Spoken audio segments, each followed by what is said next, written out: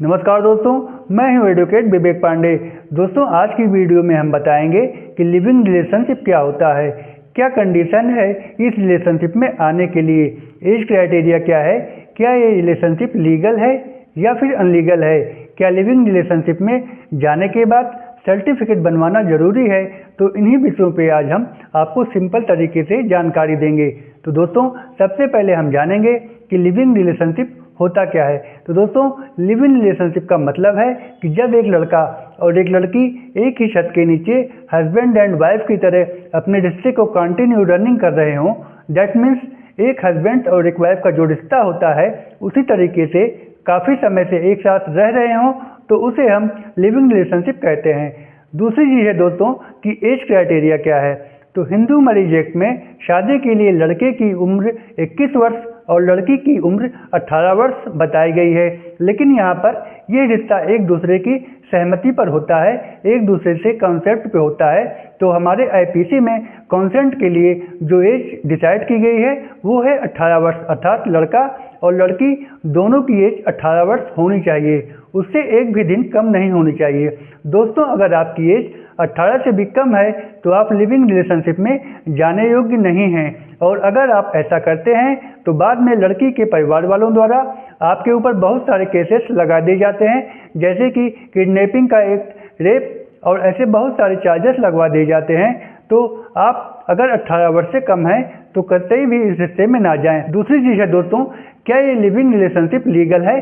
तो हाँ दोस्तों, ये बिल्कुल ही लीगल है और सुप्रीम कोर्ट द्वारा ऐसे बहुत सारे केसेस में इसको डिस्क्राइब किया गया है कि ये लीगल है, तभी हमें इसका सर्टिफिकेट मिलता है। दूसरी चीज़ है दोस्तों कि इसका सर्टिफिकेट लेने के लिए कौन कौन से डॉक्यूमेंट्स की ज़रूरत होती है। तो दोस्तों, इसका सर्टिफिकेट लेने के लिए आपके पास 10th का सर्टिफिकेट होना चाहिए। अगर 10th का सर्टिफिकेट नहीं है तो आपने जहाँ तक शिक्षा ग्रहण की हो, मान लीजिए आप 5वीं पास हैं या 7वीं पास हैं, तो उसका सर्टिफिकेट भी मान लिया जाता है। और इसके साथ ही आपको आपका आधार कार्ड देना पड़ेगा, प्लस आपका रेजिडेंस सर्टिफिकेट देना पड़ेगा।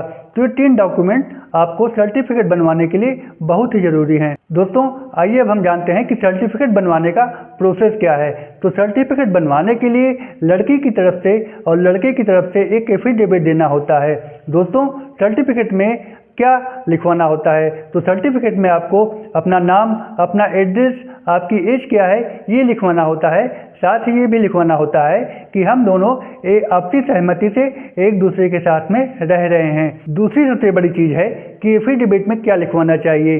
तो ये भी लिखवाना चाहिए कि हम दोनों के संबंध से जो संतान उत्पन्न होगी उसकी सारी जिम्मेदारी हम दोनों की ही होगी। साथ ही लड़की की तरफ से ये जरूर लिखवाना चाहिए कि कल को अगर मैं कोई भी एलिगेशन लगाती हूँ, जैसे कि रेप का चार्ज या बहलाने फुसलाने का चार्ज, तो ये सभी झूठे माने जाएं, क्योंकि मैं अपनी सहमति से इसके साथ में हूँ। साथ ही ये भी लिखवाना चाहिए कि अगर हमारे माता पिता, भाई बहन, रिश्तेदार इस विषय में कोई कंप्लेन लिखवाते हैं तो उसे झूठा माना जाए, क्योंकि हम अपनी कंसर्न से एक दूसरे के साथ में रह रहे हैं। अगला है दोस्तों कि इस रिलेशनशिप से जन्म लेने वाले बच्चे का क्या अधिकार है। तो जिस प्रकार एक शादीशुदा पत्नी और पति से उत्पन्न हुए बच्चे का अधिकार होता है, उसी प्रकार कि इस रिलेशनशिप से जन्म लेने वाले बच्चे का क्या अधिकार है। तो जिस प्रकार एक शादीशुदा पत्नी पति के संबंध से उत्पन्न हुए बच्चे का अधिकार होता है, उसी प्रकार इस रिलेशनशिप से जन्मे हुए बच्चे का भी अधिकार है। तो दोस्तों, अब हम जानते हैं कि इस रिश्ते में डाइवर्स की क्या कंडीशन है। तो जिस प्रकार हिंदू मैरिज एक्ट में आपको डाइवर्स के लिए लंबा प्रोसेस करना पड़ता है, उसमें बहुत सारा समय और खर्चा होता है, इसमें ऐसा बिल्कुल नहीं है। इसमें जब भी आप चाहें टर्मिनेशन ले सकते हैं। तो दोस्तों, ये था हमारा आज का विषय, लिविंग रिलेशनशिप। अगर वीडियो अच्छी लगी हो तो लाइक करें और चैनल को सब्सक्राइब करें। Thank you.